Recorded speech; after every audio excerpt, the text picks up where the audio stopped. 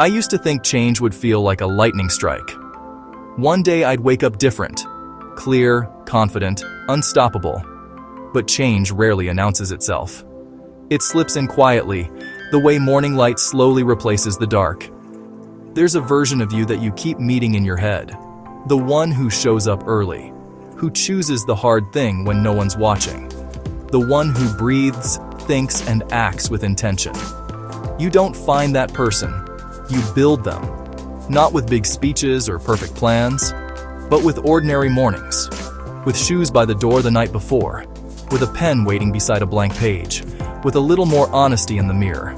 Here's the truth I had to learn. The gap between who I am and who I want to be is measured in days, not dreams. And days are built from moments. So I started with one. Before the world wakes, I sit with my breath. Inhale, exhale. I don't try to conquer the day. I simply try to meet it with steadiness. Some mornings feel like fog. Thoughts drift. Motivation hides. But fog doesn't argue with the sun. It just lifts when the light is consistent. Then I move my body. Not to chase numbers, not to impress anyone, but to practice keeping promises to myself. One rep at a time.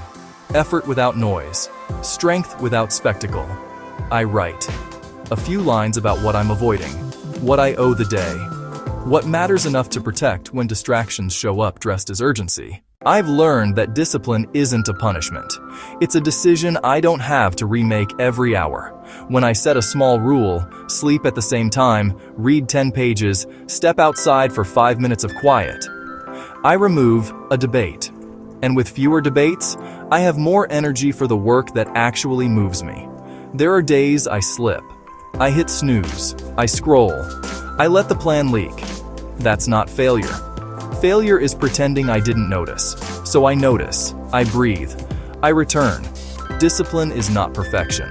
It's returning faster, with more humility and less drama.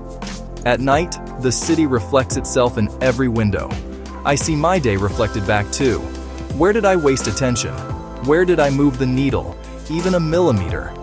I'm not trying to be a highlight reel. I'm trying to be a quiet, consistent chapter.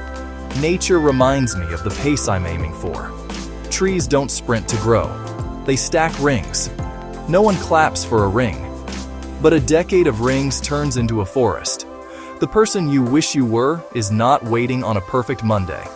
They are built by how you handle an average Wednesday. By how you talk to yourself when you stumble.